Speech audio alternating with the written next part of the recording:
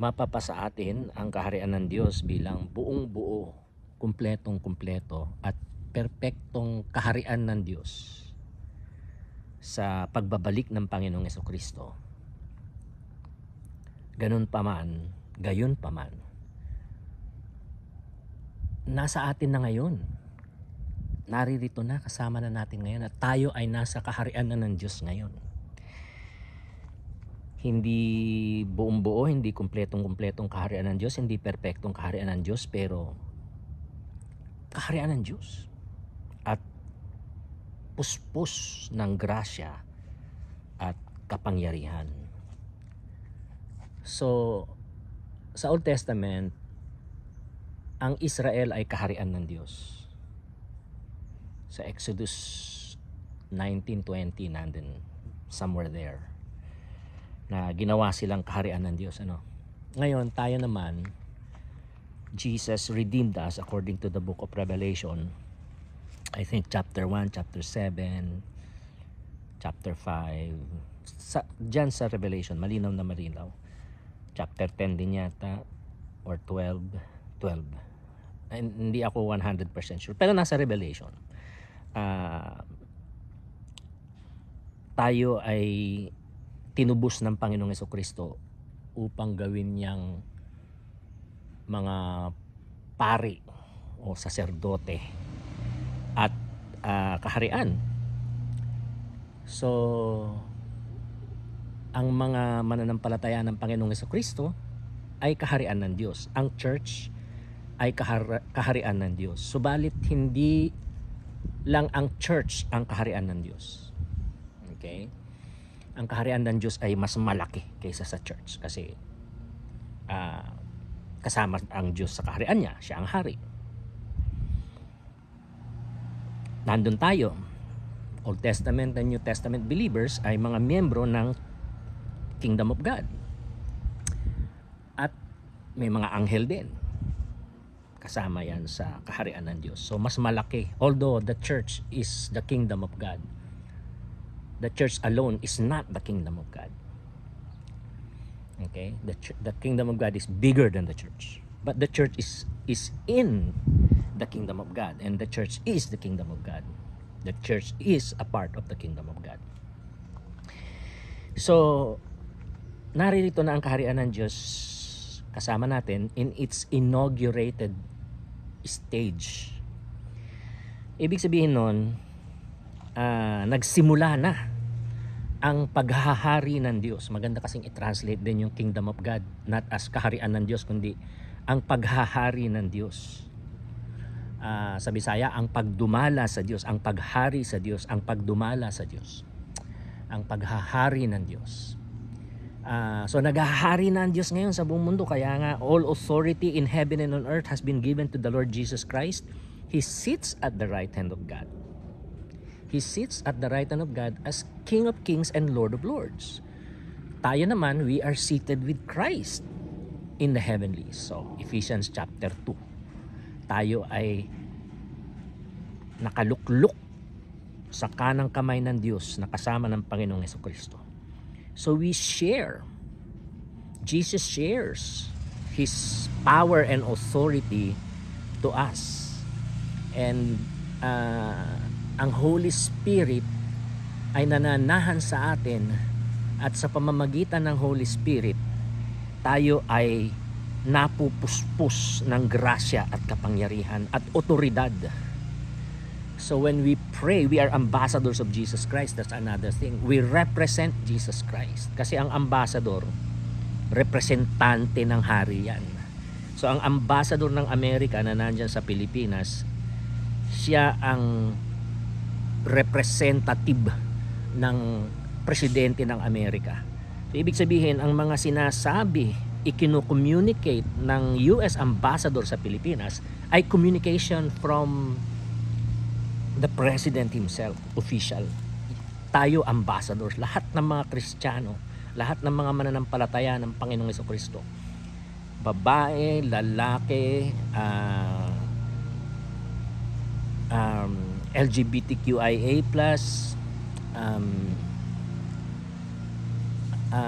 mahirap, mayaman, edukado, hindi edukado, mangmang, dalubhasa, mapera, walang pera, makapangyarihan, walang kapangyarihan, lahat ng mga mananampalataya, pati meron kasi mga alipin hanggang ngayon may slavery pa rin So yung mga mananampalataya na mga slaves ngayon, they have the same Holy Spirit that we have, no? Nananahan ng Holy Spirit sa kanila at sila ay puspos ng kapangyarihan at otoridad, grasya, kapangyarihan at otoridad na katulad natin, exactly like the rest of us, like all, they are one of us. We are one. So tayo ay puspos ng kapangyarihan, and we pray, hallowed be your name. Hallowed be your name means sambahin ang ngalan mo, di ba? Yan, ang ganda ng Filipino version Tama talaga siya. May the name of God be hallowed, or worship, or revered. Siguro the closest English word is not really worship but revered. Pero what is reverence, di ba? To revere God is to worship God, to adore Him, to worship Him, to treat Him as holy, di ba? So sambahin ang ngalan ng Panginoon, pinagdadasal natin ng Panginoon, sambahin ang iyong pangalan. Ama, sambahin ang iyong pangalan, sa amin ngayon, now, at ngayon na, at sa susunod ngayon na, at sa iyong pagbabalik, sa second coming, mapa sa amin ang iyong kaharian. We pray for both, and your will be done on earth as it is in heaven. Yun actually ang key Hindi lang naman sa second coming sasambahin ng Panginoon, hindi lang naman sa second coming na matutupad ng kanyang kalooban as it is in heaven. It happens now. So the kingdom has come also now. So pinapanalangin natin yan, mga kapatid. And ang application yan ngayon, lalo na dito sa Amerika, malinaw na malinaw ang paniniil at panlulupig na ginagawa ni Donald Trump. Hindi naman pwedeng misyonero tayo ng Diyos maski na ganito ako, diba? Hindi naman ako karapat-dapat, alam naman ng lahat yan. Talaga naman, hindi ako karapat-dapat, pero wala akong magawa.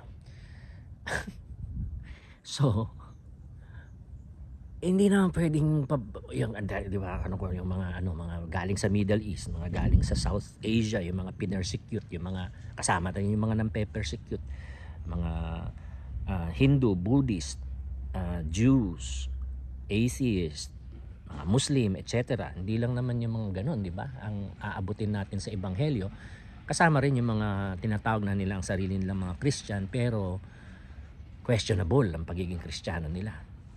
So, yun yung pagdating ko nga ng Chicago, bakit mahina ang move, ang evangelism sa mga itim? Bakit mahina ang evangelism sa mga itim? Tsaka parang yung mga Native Americans o Indians na tinatawag natin,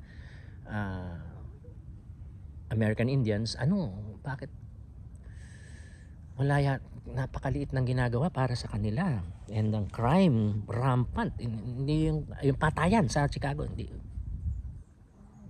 rampant yung patayan sa Chicago every day. So sabi ko, bakit walang ginagawa itong mga church na to? Yung pala, may talaga, racial war po ito, mga kapatid. So hindi pwedeng hindi natin panigan ang mga linulupig at sinisiil. Hindi pwede.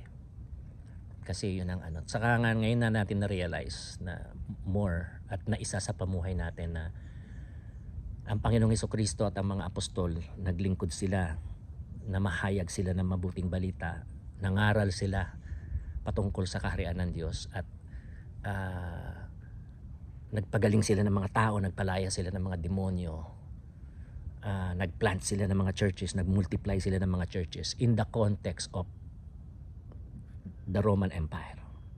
Habang ang mga mahihirap ay linulupig at sinisiil ng mga Romano at saka ng mga tuta nila. So dito sa Amerika, kailangan lumaban, di ba? Not with violence, but with the word of God. And kailangan i-expose yung mga kasamaan. Katulad ng pag-i-expose ni John the Baptist sa kasamaan ni Herodes,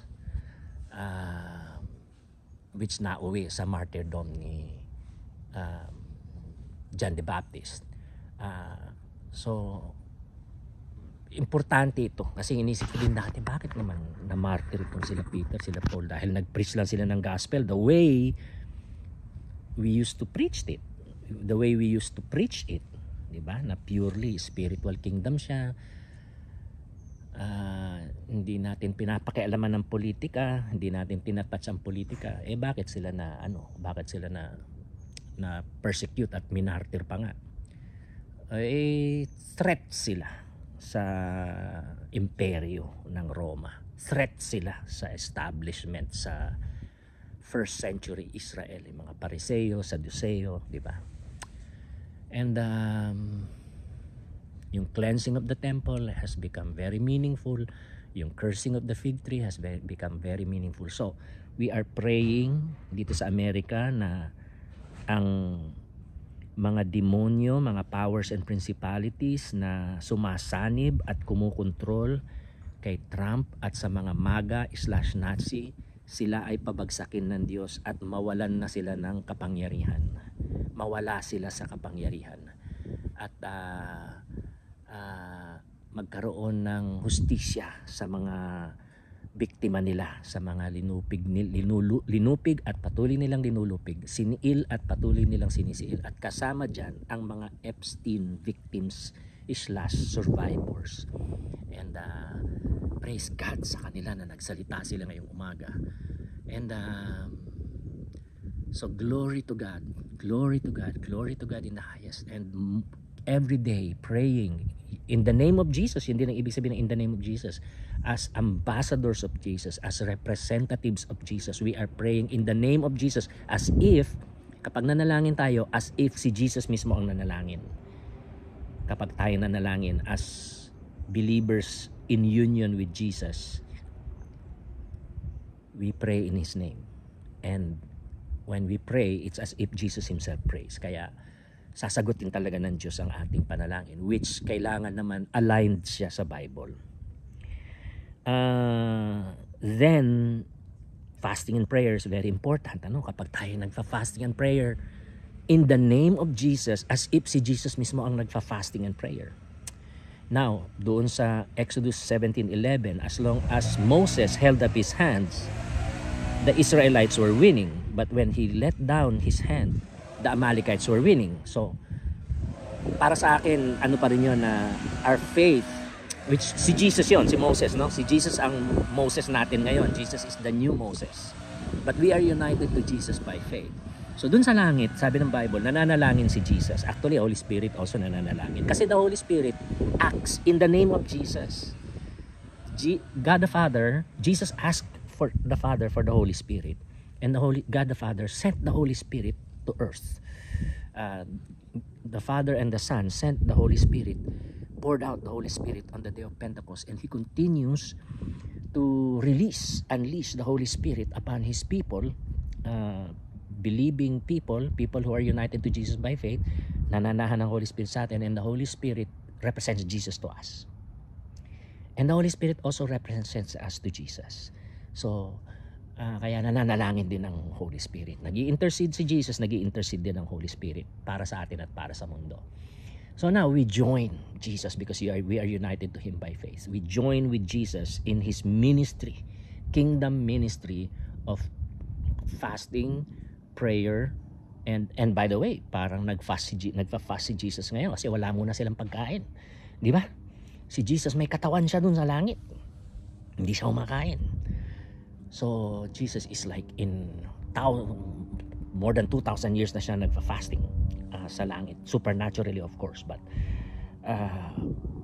we join Him in His fasting and prayer for us, and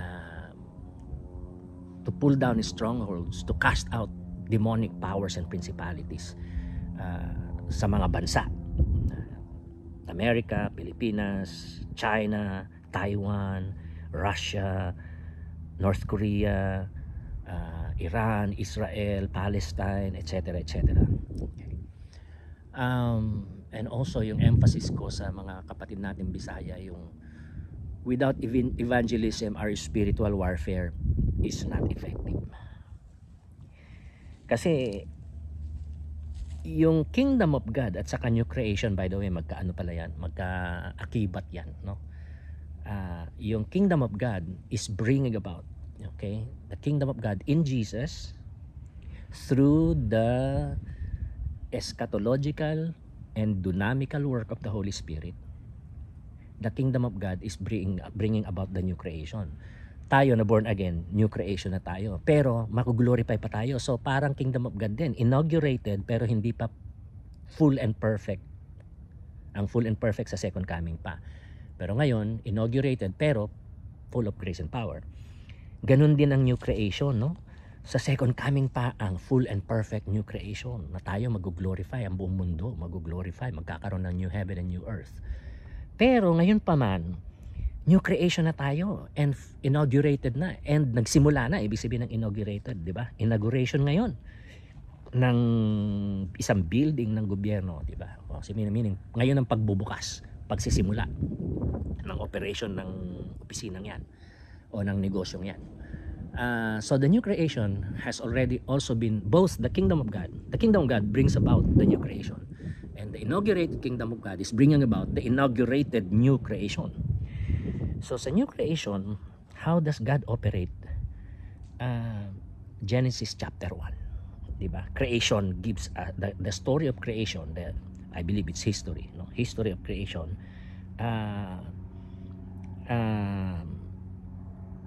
Presents us with the ways of God in creation and new creation.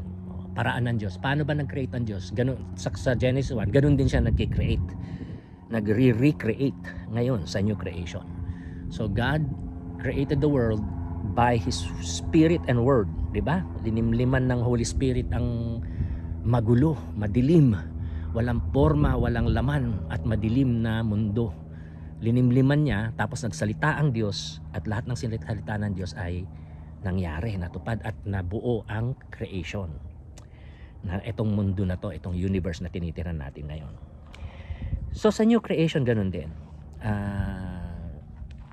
God brings about the new creation in Christ through the eschatological and dynamical work of the Holy Spirit by His Spirit and His Word. Kaya sabi niya, you will be my witnesses, di ba? So magsasalita kayo kasi ang witness, anong ginagawa ng witness? Dito may testigo. Dito may testigo, nagsasalita. Sinasabi ng testigo, ano yung nakita niya? Ano yung karanasan niya? Di ba? So, ganun tayo. Pero sabi niya, teka muna, maghintay kayo kasi kailangan mapasa inyo ang Holy Spirit. And then, pag napasa inyo ang Holy Spirit, mananahan ng Holy Spirit sa inyo, kayo ay mababalutan ng kapangyarihan mula sa langit. At saka kayo magiging makapangyarihang testigo ko, sabi ng Panginoon. So, the Holy Spirit being poured out on the day of Pentecost and the preaching of Peter created the church. Diba? Nabuo ang church. And then ganun pa rin. Napuno-puspos ng Holy Spirit ang mga apostol. And when they preach, may mga naligtas. At yung mga naligtas, yun ang membro ng church. So, the kingdom of God, the inaugurated kingdom of God brings about the inaugurated new creation in Jesus by His Spirit and His Word. So kaya hindi pwede na puro lang tayo spiritual warfare, prayer, fasting, prophetic and apostolic declarations and actions. Hindi lang ganun. We evangelize. Tsaka yung magandang evangelism naman, wag naman yung parang namang OA o kaya turn off. Kaibiganin natin ang mga non-believer. Maging parang natural siya at supernatural din at the same time. God works. The supernatural power of God, grace and power of God works through natural means, di ba? So natural lang na pakikipagkaibigan, pakikipagkapwa, pakikipag-communicate, and then natural din na sharing of the gospel, praying for people and sharing of the gospel. Kailangan nating gawin yon, mga kapatid. So yun pa rin, the Great Commission pa rin. Di ba? Advancing the Great Commission, because naalala niyo yung sabi ng Panginoon, kapag nag-cast out siya ng demon mula sa isang tao, ngayon naalis yung mga demonyo. Ngayon pag alis ng demonyo, nakita niya na malinis yung bahay, yung tao walang nagpo-possess, hindi siya naging Christian, babalik yung demonyo. At magsasama pa siya ng mga kasama niya, mga barkada niya na mas marami at mas masasama kaysa sa kanya. So that's why, importante na mag-share tayo ng gospel. Kasi when we share the gospel, hindi naman lahat maliligtas. Meaning, hindi lahat bibigyan ng Diyos ng special grace, because only special grace saves. Pero maski yung mga hindi mananampalataya at never mananampalataya talaga, never silang mananampalataya sa Diyos, kailangan pa rin nilang marinig ang gospel. Kasi it's through the preaching of the gospel that they receive, makakatanggap sila ng common grace. Okay? Okay, mga kapatid. So, yun ang pinaka-importante sa lahat ng mga konsepto natin na pinananalangin natin, and it's really powerful, no? Very, very powerful. So, marami pa tayong pag-aaralan sama-sama. For now, I pray, Lord God, in the name of Jesus, para sa mga kapatiran sa Pilipinas, mga mananampalataya ng Panginoong Jesucristo. Yung mga hindi mananampalataya, pinapanalangin ko po na sa pangalan ng Panginoong Jesucristo, bigyan mo sila ng pananampalataya. Maging mananampalataya sila ng Panginoong Jesucristo in the name of Jesus. And then yung mga mananampalataya, patibayin mo sila. Help us to learn more about your word, about the gospel of Jesus Christ, the gospel of the kingdom of God. In Jesus, by the grace and power of the Holy Spirit, through the preaching, the proclamation, and the teaching of the Word of God, the gospel, God save many, many people in the Philippines. And we pray also, Lord, linisin niyo po ang gobyerno sa Pilipinas. Tanggalin niyo po yung mga korap. Tanggalin niyo yung mga mamamatay tao. Tanggalin niyo yung mga masasamang tao. Tanggalin niyo yung mga magnanakaw. Lord, ikaw ang kumilos, Lord God. We surrender to you, the government of the Philippines, in the name of Jesus. And then we pray, bless China. We pray that you will send many more Filipinos who will be a blessing to China as overseas Filipino workers, as humanitarian workers, as teachers, and also of course as your representatives, as your witnesses, mga testigo mo, Panginoon. Save China. Save China. Hallelujah. Save millions upon millions upon millions of hundreds of millions of Chinese people, and make them your children. Unite them to Jesus by faith and make them your children in the name of Jesus. And then yung church, let there be church planting all over the world. Let there be church planting all over the Philippines, all over America, all over Taiwan, all over China, all over Asia, all over Russia, all over Israel, all over Palestine, all over Iran, Lebanon, etc., etc., etc., all over Africa, Latin America, Europe, all over, Lord God, Oceania, all over Antarctica, North America, all over, Lord God. And we thank you because we know na, alam namin na sasagutin mo ang aming mga panalangin. Tulungan mo po kami to continue following you and overcoming. And kami sinusuway po namin at pinapalayas namin ang mga demonyo, Lord, na kumukontrol sa mga politiko sa Pilipinas, sa Amerika, sa China, etc., etc., sa buong mundo. We cast them out in the name of Jesus. And we pray for the revival of the church all over the world, awakening and the planting of millions upon millions upon millions of churches all over the world to proclaim the gospel in the name of Jesus, by the grace and power of the Holy Spirit. And Lord, for the pulling down of strongholds, for the casting out of demonic powers and principalities, for the salvation of souls, and for the multiplication of more churches, and the glory of God among the nations. Father, thank you so much. We praise you. In Jesus' name, amen. All right, I love you guys. Bye.